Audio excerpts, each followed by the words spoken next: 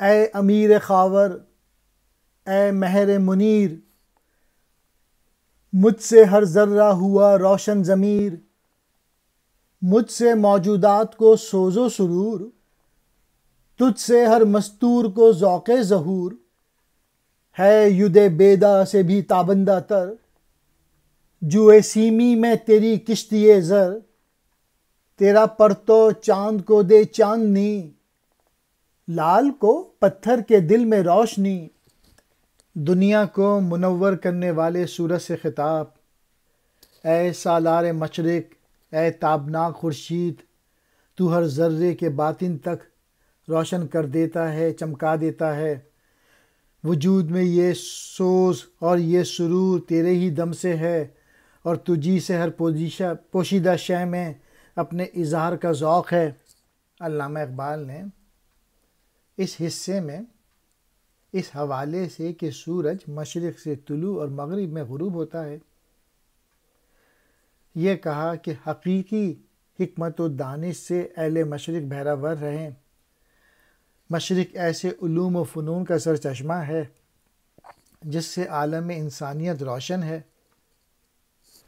اے مشرق کے سالار یا بادشاہ، اے روشن سورج، تو ہر ذرے کے باطن کو روشن کرنے والا ہے۔ اس کائنات میں جو سوز و سرور ہے وہ تیرے ہی دم سے ہے، اور تجھ سے ہر پوشیدہ شے میں اپنے اظہار کا ذوق ہے۔ سورج طلوع ہونے پر روشنی پھیلانے سے ہر چیز نظر آنے لگتی ہے، اور زندگی گویا عمل میں آ جاتی ہے، یعنی صحیح زندگی دن ہی کے وقت حرکت کرتی ہے۔ تیسرے شعر میں علامہ اقبال کہہ رہے ہیں، تیری سنہری کشتی حضرت موسیٰ علیہ السلام کے ید بیدا سے بھی کہیں زیادہ چمک کے ساتھ چاندنی ایسی شفاف ندی میں رواں ہے۔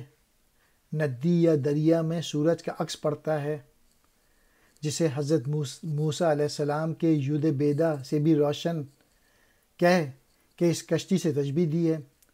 حضرت موسیٰ علیہ السلام جب اپنی آستین سے ہاتھ باہر نکالتے تو وہ روشن ہو جاتا تھا۔ اگرچہ یہ بہت بڑا معجزہ ہے، لیکن سورج کی روشنی کے مقابلے میں وہ روشنی کم تھی۔ تیرے ہی عکس نے چاند کو چاندنی سے نوازا، اور تیری شعاؤں ہی نے پتھر کے اندر موجود لال کو چمک دی۔ چاند سائنسی نقطہ نگاہ کے مطابق سورج سے روشنی حاصل کرتا ہے، اس طرح سورج کی شعاؤں ہی سے لال صحیح صورت اختیار کرتا ہے۔ تیرے دم سے لالے کا سوز دروں، اس کی رگ رگ میں تجھی سے موج خوں، نرگسی سچ چاک جب پردہ کریں، تب شعائیں تیرے ہاتھ ان کو لگیں۔ مرحبا لا کر مرادوں کی سحر، نخل سینہ کر دیا ہر ایک شجر، تو فروغ صبح میں پایان روز، دے میرے سینے کو شمع جان فروز۔ تیرے ہی فیض سے لالے کا پھول سوز دروں یعنی داغ سے مالا مال ہے، اور تیرے ہی فیضان سے اس کی رگوں میں خون کی لہر اٹھتی ہے۔ لالے کے اندر ایک داغ ہوتا ہے جسے سوز دروں کہا گیا ہے، اور چونکہ اس کا رنگ سرخ ہوتا ہے اس لیے خون کی لہر کا استعارہ استعمال کیا۔ پھول صبح طلوع ہونے پر کھلتا ہے، یہ گویا سورج کا فیضان ہے۔ گل نرگس سینکڑوں پردے پھاڑ ڈالتا ہے تاکہ تیری شعاع سے کسی حد تک بہرہ ہو سکے۔ نرگس کا پھول کھلتا ہے تو پتیاں ظاہر ہوتی ہیں، یہ گویا پردے پھاڑنا ہے۔ اے سورج، میں تیرا خیر مقدم کرتا ہوں، یا تیرا طلوع ہونا باعث مسرت ہے کہ تو صبح مراد لے کے آیا ہے۔ تو نے ہر درخت کو کوہ سینا کا نخل بنا دیا ہے۔ صبح کا وقت خوش بختیوں اور مسرتوں کی علامت ہے، اسی لیے صبح مراد کہا، چونکہ درختوں پر سورج کی روشنی پڑنے سے وہ چمکنے لگتے ہیں۔ تو صبح کی روشنی ہے، جبکہ میں دن کا اختتام یعنی شام تاریکی ہوں، تو میرے دل میں کوئی چراغ روشن کر دے۔ یہاں مراد ہو سکتی ہے کہ مغربی علوم اور فنون یا افکار نے مجھ میں روحانی قوت پیدا کرنے کے بجائے مادیت کی تاریکی میں ڈال دیا۔ میں مشرقی علوم کی طرف آؤں تاکہ اپنی روح کو جذبہ اس سے سرشار کر لوں۔ میری مٹی کو سراپا نور کر، اپنے جلووں سے اسے معمور کر۔ روز روشن ہو شب افکار شوق، ہو فروزاں سینہ احرار شوق۔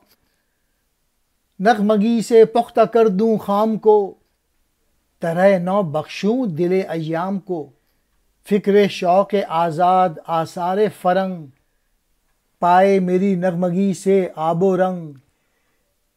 میری سیاہ خاک کو پوری طرح منور کر دے اور اپنے جلووں میں مجھے چھپا لے، تاکہ میں مشرق کے افکار کی رات کو دن میں بدل سکوں اور مشرق کے حریت پسندوں کے سینے روشن کر دوں۔ گویا جس طرح سورج سے ہر طرف روشنی چھا جاتی ہے، اس طرح میرے جسم میں روح اور دل دونوں روشن ہو جائیں، تاکہ میں ان اقوام مشرق کو زندہ و بیدار کر سکوں۔ میں اپنی شاعری سے خام کو پختہ بنا دوں اور زمانے کو ایک نئی گردش سے آشنا کر دوں، یعنی سوئے ہوئے افراد میں ایک نئی روح پھونک کر ان میں جوش و جذبہ پیدا کر دوں اور ایک نیا انقلاب برپا کر دوں۔ اور یہ سب اس خاطر ہے کہ مشرق یورپ کی فکر سے آزاد ہو جائے اور میرے نغمے یعنی شاعری سے اس میں آب و تاب ہو جائے۔ زندگی ہے گرمی ذکر اور بس، حریت ہے پاکی فکر اور بس۔ ہو اگر اندیشہ ملت خراب، ہو مس خام اس کے ہاتھوں سیم ناب۔ سینے میں بے جان ہو قلب سلیم، کج نظر آئے سراسر مستقیم۔ بے نیاز حرب و ضرب کائنات، پائیں آسائش میں دل لطف حیات۔ اس کے دریا میں نہیں موج بلند، اس کے در مثل غضف نا ارجمند۔ پہلے لازم فکر کی تطہیر ہے، بعد ازاں تعمیر ہی تعمیر ہے۔ زندگی صرف گرمی ذکر یا سوز دروں ہی سے عبارت ہے، اور آزادی صرف عفت فکر ہی سے ممکن ہے، یعنی حقیقی زندگی عشق سے اور اصل آزادی فکر کی پاکیزگی سے ہے۔ بصورت دیگر سب بیکار ہے۔ جب کسی قوم کی فکر فساد اور بگاڑ کا شکار ہو جاتی ہے تو اس کی خالص چاندی بھی کھوٹی قرار پاتی ہے۔ مطلب یہ ہے اس قسم کی قوم نیک کو بد اور بد کو نیک سمجھنے لگتی ہے۔ اس کے فکر و احساس کے دریا سے کم ہی کوئی لہر اٹھتی ہے، اس کا گوہر کوڑی کی مانند بے وقت ہو کر رہ جاتا ہے۔ یعنی چونکہ جد و جہد اور عمل سے دور رہتی ہے، اس لیے اس کی زندگی کی کوئی قدر و قیمت نہیں رہتی۔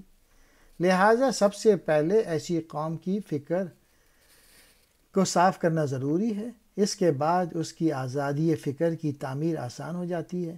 ایسی قوم جو اچھے اور برے میں تمیز کرنے کے لائق نہ رہے، سب سے پہلے اس کی فکر اور سوچ بدلنا اہم اور بنیادی ضرورت ہے۔